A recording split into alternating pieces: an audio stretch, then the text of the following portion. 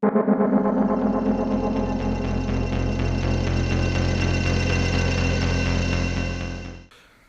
for those of you listening to the audio podcast, we also release the show with video visuals on YouTube. So if you like some pretty pictures to go along with our pretty voices, search for Digital Suffering Podcast on YouTube to find us. Hello, and welcome to episode 12 of the Digital Suffering Podcast. I'm your host, Steven Something. PhamtomLimb. Okay. We've got a few things to cover. First of all, is a game I had a play at called Astellia. They had the closed beta 2 very recently. I managed to get a code for that. I had a wonder. It's a Korean RPG. It's been out in Korea for a bit now, and they're porting it, for a global release. It's a very well. First of all, let's start off it's very, very beautiful in terms of graphics. Unreal Engine 3, but still, the character designs are very nice. The Astellias, the summons that your character gets hold of, they each have personality, and it's the Pokemon thing of collecting these weird and wonderful characters that you can use in battle. But the gameplay itself is very traditional MMO style. It's a sort of tab target, so you select and then you move around the enemy, spamming magic attacks from a shortcut bar on the screen or via keyboard, in the hopes that the enemy falls over faster than you do. I really wanted to like it, but it doesn't seem to, because it's so traditional in the gameplay mechanics. It makes it less fun to play. You're fighting these guys here in this, what you captured. Yeah. And they don't seem to care about you until you attack them. Yeah. Was it called part of in these sort of MMOs? Enemies are either like they only few of them only respond if you attack first. They're sort of passive, and then there's the ones that like have an attack radius that if you stray into, they suddenly become alerted to your presence. And obviously, once you play these games for a while, you learn the attack radius, and you can stand fairly close to the enemies. You can be like surrounding the field, attacking one of them, and his buddies are like a meter off to the left, and they don't care because you're not triggering their attention. It kind of spoils the immersion almost, but I mean it's how it is, because you wonder, too wrong in the wrong place, and you start triggering everyone, and then you end up kiting a massive band of enemies that will overwhelm you the moment you stop running, which is like unpleasant, especially when you're starting off and you don't have much attack power. Who's this girl in the cog? Cogging me completely. The cogging girl. That's one of the Astellias. She's the first character you get, and was it in the game? It's her story, right? It's her story. Essentially, your character is, is character. They have the ability to do the summons and stuff, but she doesn't have an Astellia of her own. Then this cog girl, she drops from the sky, and finds you and goes, "Okay, let's team up." And then in all the cutscenes, when you interact with characters, she does the majority of the speaking. She seems to know what's going on. So she interacts with the characters and says, "Oh, we need to go to this place," or "This is the thing that's happening." And the character that you control is mute through most of the conversation because you don't know what's going on. You have no idea. This Astellia that's dropped from the sky does know, and so you let her do the talking, and you essentially play the game through her because she has the agency, and all the objectives that you complete are in order to fulfill her quest. You're just along for the ride. I mean, it's your sister. Your sister is also another summoner, and she's the one to get kidnapped. So obviously you want to rescue sister, but you have no idea how to do this. So you say, okay, well, I'll just let my Astellia boss me around because she knows what's going on. And it's like a really weird thing. You don't really notice it, but the moment you do notice it, all of a sudden it's like, you create a character, you put all this design into it, and then your character literally is just a vessel for pressing buttons and advancing the story, and it's someone else's story. Kind of tragic, but that's the way it is. The combat, it's not terribly fun. I mean, it's like, for the most part, you're just, as I said, spamming attacks off the, from your shortcut bar, and it's sort of like as you progress, you level up. They sort of give you attack, but they don't really say, "Oh, this attack's good for this thing." You sort of find out as you play it, and I mean, you can click on the descriptions and things, but it's only as you're playing them that you get the feel for what any of them do, and it's like. None of the attacks they have no weight or power to them. Ooh, it's like I'm throwing a blue ball of energy, I'm throwing a green ball of energy. This yellow bolt does slightly more damage but takes a little bit more to cool down. It's like, in the end, I mean, some of them have like knockback effects, and those are the ones that are really useful, because it's like the enemy runs towards you, like get back, while you wait for your Astellia to get. To get aggro on the mob. It's like, I don't know. If the combat was more involving, perhaps maybe it was the class I played. I played a sort of like healer support class, which I doubt that would make a difference. Which means that I'm a bit more soft and squishy, but. The first Astellia you get, I forgot her name now. She is a tank class, so she happily runs in there and just, takes all the hits while you sit back and spam. Well, this is like you've also captured some of the character select screen, so this reminds me a lot of Diablo 3 actually. Yeah, I was giving you a sample of the attacks. So the warrior just did about 1,000 spins on these three guys that looked like they were wearing leather jerkins, and they just stood there and took it and kept attacking away. Like there seemed like no weight behind that. Yeah, I played through it. I got to about level 8, but got quite far. It didn't feel like the quests gave you much in the way of experience. You felt under-leveled for the content, like pretty much all the time. I mean, I suppose it adds a hint of like danger, because the enemy is going to kill you if you're not careful. But you felt like you eventually beat them. You go, okay, I beat them. Then it sends you on to the next part where the enemies are even stronger, and you don't feel like you're getting. I mean, you get they throw Astellias at you, so you're getting more powerful Astellias. But obviously, so here's a more powerful Astellia, but it's going to be level 1, and you need to level it up. Yeah. And so again, you're getting powerful stuff, but it's under-leveled as well. Yes, one thing to mention, because it's like traditional Asian MMO. Were you the scholar or the mage? It was the scholar. Right. The mage is sort of deep, squishy DPS, whereas the scholar is sort of support, so you can do like some buffs and heals and things.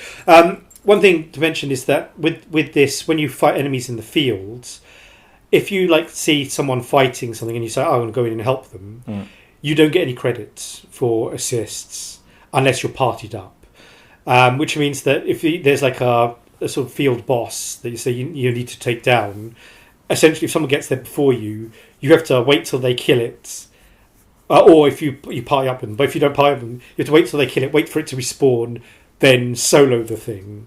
And it, this sort of thing. That's weak. Yeah, you get it in Blade and Soul. It's like there's no encouragement or reward to assist people, and a lot of the characters, especially in the MMO Blade and Soul, all the characters have moves that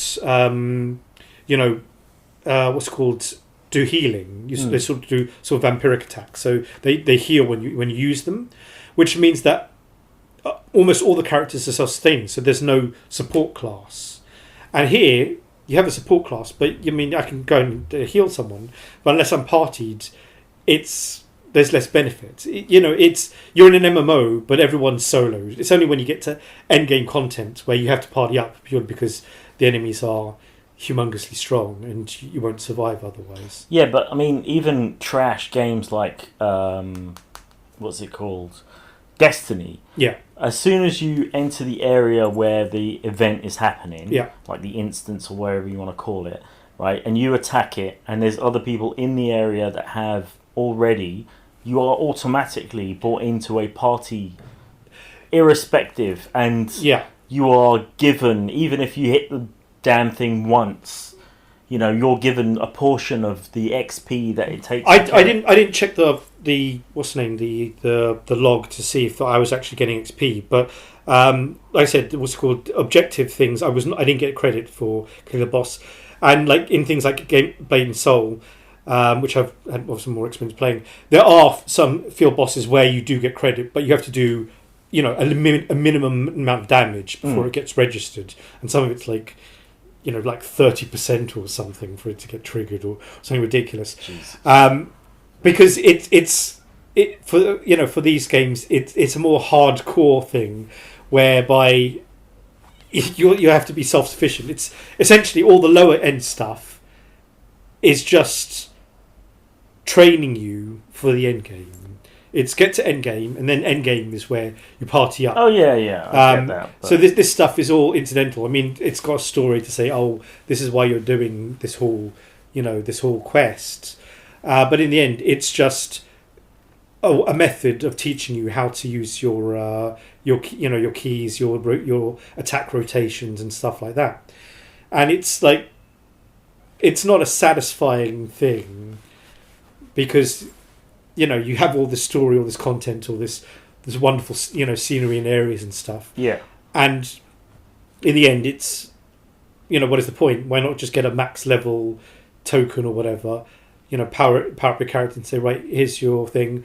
Go through this tutorial to learn the moves, and then, you know, get on with the end game contents, which Blade and Soul actually has as well. You get like level 50 and level 60. You know, sounds like an awful game.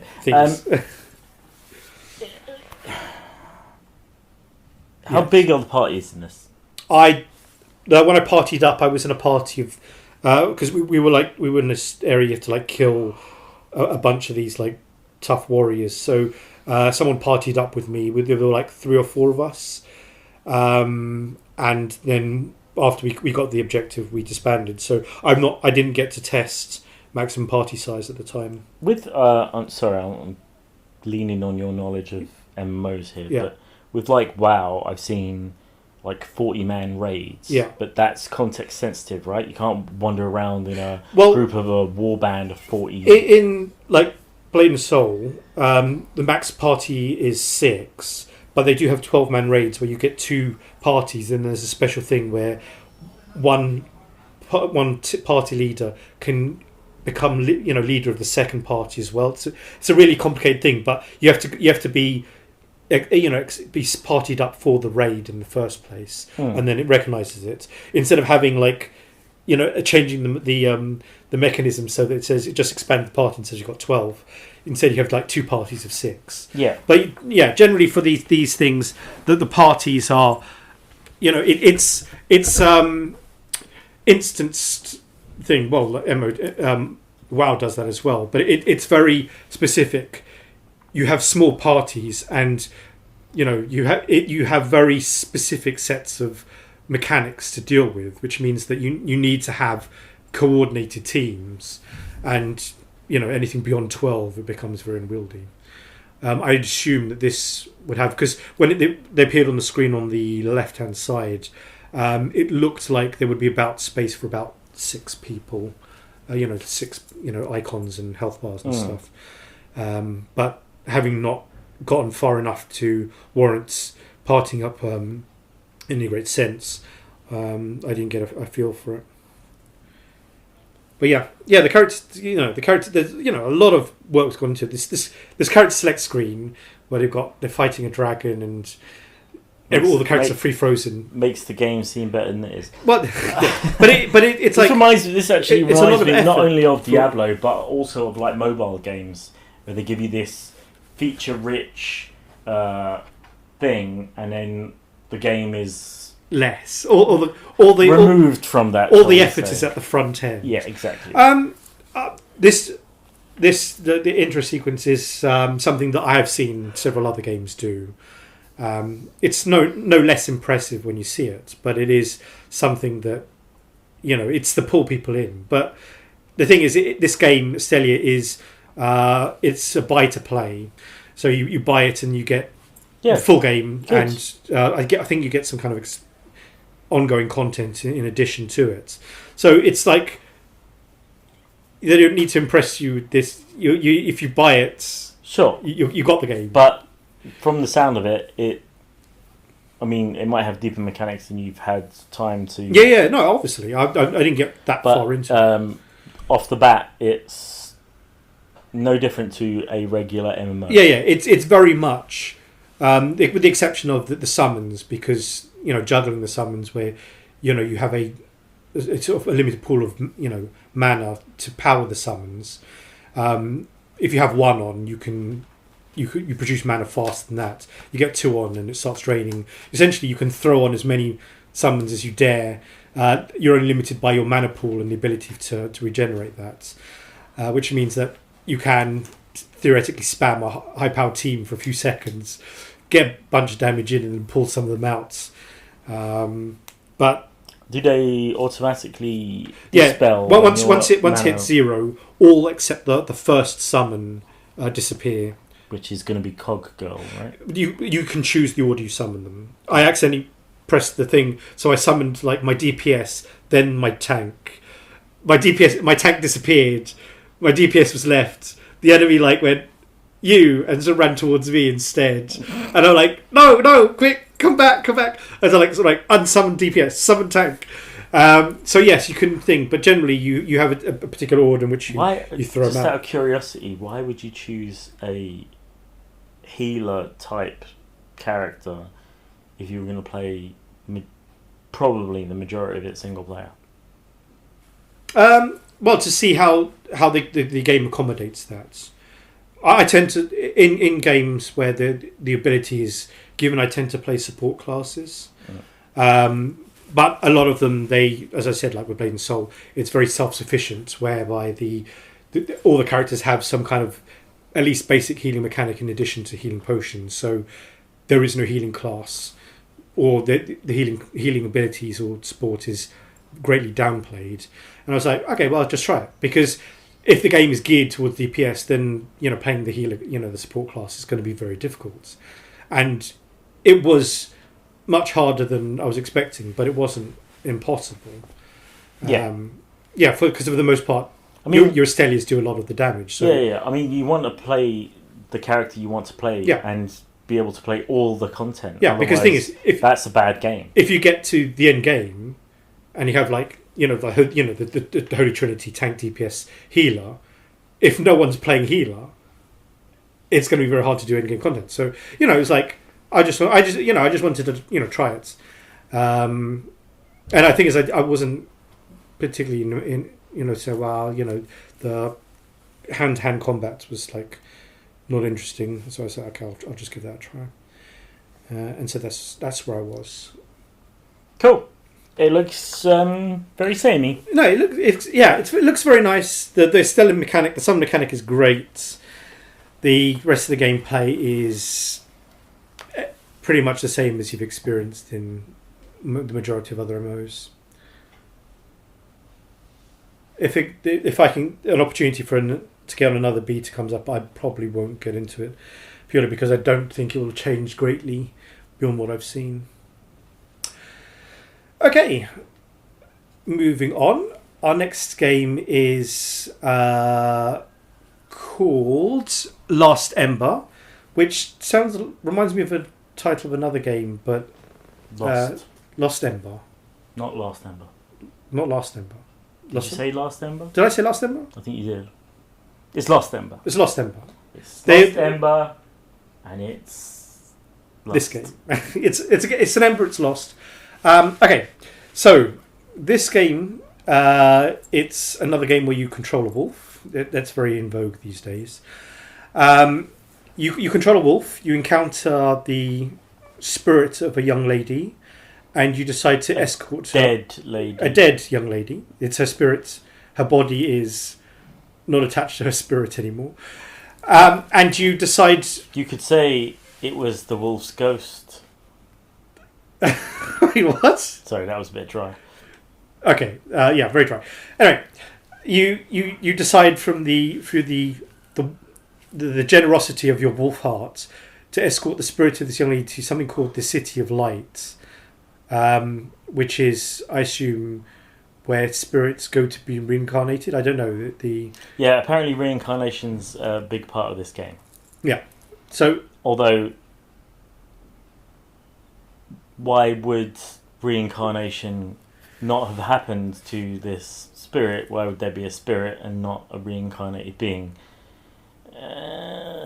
Religions that have reincarnation also have the mechanics whereby spirits don't, can get lost or trapped or something, to make the religion more exciting. So I'd assume this is, to make the religion more exciting. I'd assume Awesome. that this is a similar thing. Anyway, if all the spirits got reincarnated the moment you died, then, well, you wouldn't have a reason to go to the City of Light now, would you? The game would just be wolf. You're doing trying wolf to things. figure out BS, so don't worry about it. Okay. Anyway, you have a reason. You go on this quest to escort these spirits to the thing. As part of the gameplay, the spirit grants you the ability to become a spirit yourself and possess other animals, because that's what spirits do, I guess. And so you can use like various creatures that you encounter on your journey in order to help you, fulfill objectives or get you further. Although, having said that, one of the creatures you encounter are birds, and you can fly. So wouldn't you just head for the nearest bird and then just fly vast distances to the objective, thereby ending the game really quickly? Yes. Just depriving you of the same thing was brought up when a certain somebody that we know watched The Hobbit and said, why don't eagles just fly them all the way to the end? There was something someone said. I remember reading something about that they couldn't use the eagles because because that was the obvious thing, and if the eagles approached from a distance, they would have been spotted and have been attacked. Look, I don't give a. But that's the point is, and it was remember in the Mines of Moria where Gandalf. He's going to fall because he was battling the Balrog, and he says, "Fly, you fools!" He was No, he just means run away. He doesn't mean fly. He just means run away. He's saying, "Go to the eagles." No, but since they don't have to summon eagles, no, you've gone down. I'm sorry, you've read a bad thread where the eagle. You're getting close, and then you eagle a short distance. No, eagle. All right, let's get back to the game. Getting back to the game, we hope there are eagles in this, and they can fly. There ain't. It looked like a duck. Yeah, there was a duck, but it also looked like the lamest flight mechanic. Also, it was a lame. It seems like it was a lame duck. Get it? Anyway. It seemed like the flying mechanic was literally they had just moved the floor away from the sprite's feet. Yeah, it was like you fly fixed distance above the. Yeah. What it seemed to be more that the flight was more like an A to B thing. So you possess the thing, and we don't want players to be able to shortcut most of the game, so we're going to artificially limit the flight mechanic. Also, you say possess. It's kind of weird though. It's kind of odd because once you depossess, if you want to call it that, you turn back into the wolf. It's not like you have to jump back from one to another. Yeah. It's not like your spirit flies out of your body and goes into the creature. Yeah. Your body disappears and you become literally a spirit, and then you fly into it. And then when you exit the animal, your wolf body appears next to the animal, and you continue on. Rematerializes. Yeah, which is thing. I was expecting initially whereby you'd possess it, and what you'd do is your body would go sleep, so you could use the animals to solve a puzzle, and then once you've solved it, you would go back to your body, and you'd be able to continue. Like, for instance, I need this tree toppled, so I'll possess an elephant, topple the tree, then go back to the wolf, and then not a beaver, an elephant. Yeah, well, I'm just as a shortcut example here, but that way, I solve the puzzle, and then my wolf can progress. Not, oh, I just possess this creature. I go wherever I want. Then I pump out the creature, and I'm there at this new location. It's like I'm just using these things to form a travel. One of these creatures you can possess is like a little tapir, guinea pig creature. Little. It's like a wombat now. Little wombats, and it moves so slowly. It's like, why would... Pathetic. I mean, you like, you could say, oh well, there's some wombats across the chasm. I'll jump into it, and then there's something there. You exit out the wombat, and then you carry on walking because the wolf is faster. It's like, stumpy wombat legs. Why would you continue to be the wombat? Anyway, yeah, it's like, I get it. It's the journey, not the destination with this game, I think. Yeah. But it seems loose. Well, I mean, the principle, it's a good idea. It's just that we're having reservations regarding the mechanic. I mean, yeah, this game was developed by 5 people, and apparently had a Kickstarter at one point that was quite successful. Got a lot of attention, and the money that they needed to make it, and that was a few years ago already. So this game's been in production for a while, and what we've seen of it is E3 footage. It was another game that sort of flew under our radar. But it's definitely a journey, not the destination. So you're supposed to get something out of playing it. I mean, from what we've seen, it looks fairly lush, but not a graphical powerhouse by any means. It's a sort of stylized sort of graphics. They mentioned that there isn't any combat in the game. It is an exploration, adventure, puzzle solving thing whereby you use the abilities that you get to solve puzzles you encounter on your trip. I'm hoping that when this comes out, and if it comes out on the PC, that somebody creates a mod and creates a survival game out of it. So you have an open world survival game as the wolf, where you have to savage. But can you imagine? It's lesser like animals. If you can sneak up on the animals, then you just like, right, I'll go wolf form, possess them, move them into an area they can't escape. No. Then pop out, and then you could just eat them. It would take the possession away. The mod wouldn't allow you to possess them. It would just be, I'm a wolf. Let's just eat the cute furry things. And then you'd have like seasonal changes. It just would be like, so in the winter you'd be harder to find food. Just like, yeah, like. I mean, I don't play survival games, but that would be far more interesting than the current crop of survival games. Craft a shelter, craft a campfire, which are beyond boring. I'm busy trying to survive in real life. Why would I want to do it in a game for 30 hours as well? Well, as I mentioned before, there is a game called Job Simulator where you like work in a virtual office and stuff like that, and like lawn mower simulator and stuff. The person who sold that idea to somebody to get it made. People pay for these things because, people have bought Goat Simulator. But you get to. How often have you ever thought, oh man, I just wish I could be a goat? Never. You, my friend, have not led an exciting life. I've led a more exciting life than a goat. Have you seen Goat Simulator, the footage for it? Yeah. Yeah. It looks ridiculous. Yeah, but that's the point. It's like, it's just a ridiculous physics sim where you control an indestructible goat and you like destroy things.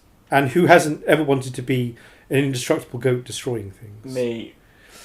You are in the minority, I think.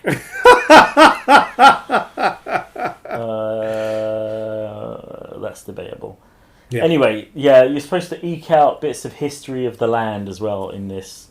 Yeah, that's right. Part of your spirit powers, you get to see echoes of the past. So you see like events, like some people being ambushed by bandits and stuff. Conflicts, yeah, shall we call them. But I don't think they just serve as more like flavour. I wonder how big this game is, like hours-wise.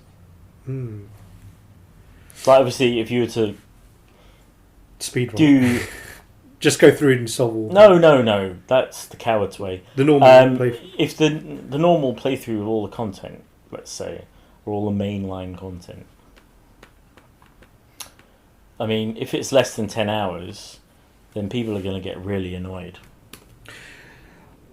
I don't know that you could do this happily for, that long. Well, exactly. I mean, I couldn't do it for more than 20 minutes. Yeah. You are not the target audience. Definitely not.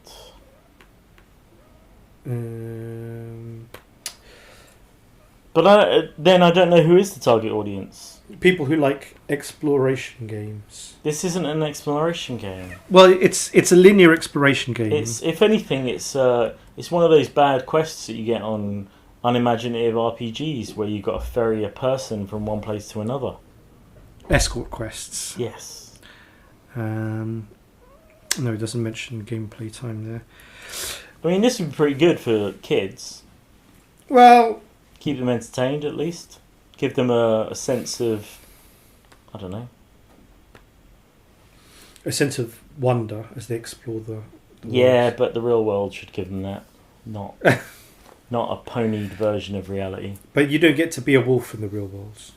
Yeah, that's what I'm saying, kids. Because it would, the imagination of it, rather than trying to live it for real. Yeah. But then again, what age? I don't know. Anyway, it's definitely not for me. It's definitely not for you. It's for people who want a relaxing adventure. Relaxing? Well, there's no combat, so your ability. Relaxing and no combat don't necessarily go together. But there's less ability to fail here. It's like the only way to fail is just like not be able to solve the next puzzle that gets you, further into the game. I'm not even sure you could call it a puzzle. Yeah, but it's like, well, okay, I've got this chasm, and there's a creature across the other side of it. I can't jump the chasm. I have been prompted by an on-screen prompt to possess in the last creature. 10 seconds. And so I possess the creature, and done. And in the end, isn't that all you want? Like I said, it looks nice for what it is. Obviously, there's going to be limitations if your team is made up of 5 people. But looks like the work has gone in. Yeah, no, it's definitely attractive to look at. But again, you get a bird. Why would you not just stay as the bird? Stay as the bird. Get forever. Done. Fatigue set in. The bird was shot by a hunter. But there's no GUI to indicate any kind of like fatigue or stamina mechanic. No, there is not. Yeah, because it's a relaxing adventure game. You need some like. I'd really be curious to see what the in-game sound would be like. If it's going to be like a natural environment, if there's going to be music as well. Okay. You could really draw somebody in with that. Or just have like sounds of nature. Yeah. Like animal calls and stuff. Yeah. Like, oh, sounds like there's some animals over there. I'm going to go investigate. Can you imagine? I can. I'm imagining that right now. That would be great. We may not have that. The thing is, it's with these kind of games, I suspect that the path is very linear. You suspect, I know. Anyway, let's stick a pin in that one. That one's done. Look forward to it. Lost Ember, not Last Ember, because the Ember's been lost, but there's more than one, or something. Next up, we have Devil's Hunt. This game, the shortcut is to say it's kind of like Devil May Cry. Devil May Cry was made without any weapons. Yeah. It's... Wow, where to begin? The character fights hand to hand, which is like... Okay, that's different, I guess. But when you watch the combat and you like swinging your arms and you've got such short reach, it looks so unsatisfying because you have to be pretty much on top of the enemies to connect with them with your normal like basic attack. It's like, and then what's called like in like Devil May Cry and action games whereby you have a weapon, you swing your attack, and it like it cuts through the enemy characters, but it's you get a feeling of connection, whereas here you're throwing these like really tiny short punches, and it doesn't feel like you're hitting them properly. It's just so unsatisfying to watch. I can't imagine how it would feel like to play. Oh, plus that when a lot of the special attacks, like there's a sort of ground pound mechanic that does a small AoE burst. It always does camera slowdown when you use it. I thought we were past that personally. I got triggered the moment I thought about it. It's like, and it seems to happen every single time. Yeah, every single time. The work in progress footage that we've seen. Yeah, it's every single time. If it was like, say, okay, it's a new encounter. The first time you use it in that encounter, it triggers it, and then the other time it's going to be like normal speed. That I can accept. But if it's going to be like, you do it, slow down. Fight. Like, slow down. If it was going to kill them and/or was a counter, then I could understand if it had slowdown. But every single time. It's like dramaticness for the sake of... I mean, there's a lot of things that they've obviously, what's the phrase? Used inspiration from Devil May Cry 5. Yeah. Like the parry system that they have on this, where you can block or parry depending on when you attack, when you hit the parry. Yeah. And then it has that sort of linear, but you're kind of moving around in the same area, but it looks almost like you have a bit like God of War, the last God of War as well. Yeah. It's linear, but it gives you a feeling it's a little bit more than that. You have a bunch of objectives to complete within the area. Yeah. Which gives you purpose in this thing. One other thing that irks me about it is that the character's run speed, when you control it, is just awful. His animation is awful for it. It's like, I don't know, he's like really, really tired, and it's not even a jogging speed. But in the cutscenes, there are cutscenes where you have to like run down this corridor because bits of masonry are falling, and the character has a full speed run, and then was that a cutscene? Well, it's not a cutscene. It's more like a QTE almost. It's like you get you get a prompt saying press B to run really fast. You run through the area, bits of things miss you. You get to the end of the corridor, and then you're back to your normal slow hobbling, jog. And it just... The character doesn't inspire any kind of sense that, this character is awesome, because he runs like someone who's not awesome. It's just like, no. It's some of his animation is very stodgy. Very unrelaxed, shall we say. I can only hope that these are just the basic animations. Oh yeah, one other thing that triggers me is his devil trigger, in that you enter an area and where there are enemies, he automatically demons up. He gets demon like scales of skin on his arms. On his arms. Yeah. To give him his ability to fight. And the moment the last enemy in that area dies, his abilities immediately disappear. When he interacts with certain items that require strength of more than one human, he immediately demons up again. Yeah. And it's like, if he has the ability to be like powerful and demony, why would you ever switch it off? You just walk around with it all the time because you're in an area filled with enemies. It's almost like they're constantly reminding you that you're different. Yeah. And it's not necessary. Yeah, it's sort of like transform on, transform off, transform on, transform off. And it's like, it's not even saying you trigger manually. It happens. The game deems it's like, okay, you're going to need this, the ability. You're going to need to fight, or you're going to interact with the QTE. I will demon up, and it just becomes pointless. There are a few positive things. The world looks very solid graphically. It's very solid. Graphically, in terms of it's very, very nice. The detailing and the whole the prison area the footage we were watching set in is very. It's goddamn detailed. There's a hell of a lot of detail just out there, with sort of incidental cages and stuff. Yeah, really nice particle effects as well. Yeah. So in terms of graphic engine and the whole world building, it's very, very nice. It's almost a shame that this character, who is called Desmond, by the way, Desmond, isn't John or Jack? Or... Yeah, but Desmond is not up there with the anyway. Let's leave him with that. He is the environment is wasted on the hero. Wow.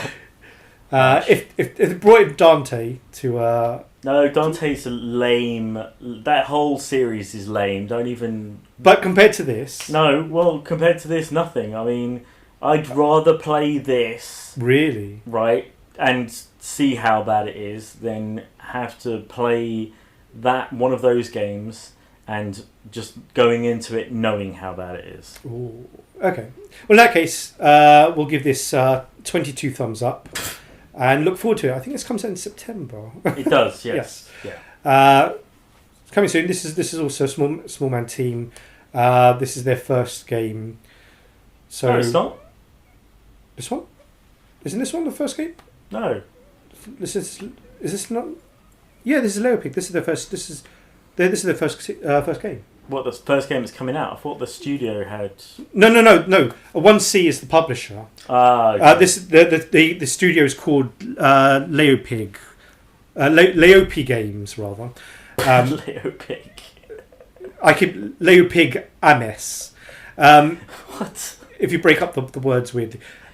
It's their first game, so as a first effort, it's a heck of not bad. Well, I'm assuming that if they've got this kind of talent in the team, that they may have drawn from other teams, like people that have made. Well, it's possible that it may be. And where are they based? Warsaw. Okay. It's possible they may have experienced developers as part of the team. Yeah, I mean, but as a studio, their website said it was the first release. It could be. I mean, with this kind of thing, initially that might be like. I haven't looked into it, and this is just me spitballing. But like CD Projekt Red was set in. Their original studio was in Warsaw, wasn't it? Yeah. Yeah. So yeah, this is a good site for developments. Cool. Yeah. I'm sure we'll keep an eye on this. Just in case it doesn't infect us. Anyway. You say it in an ironic fashion. Okay, I think that covers it for this time round. Thank you very much for listening to the Digital Suffering Podcast, the podcast where we suffer so you don't have to. That was the Digital Suffering Podcast.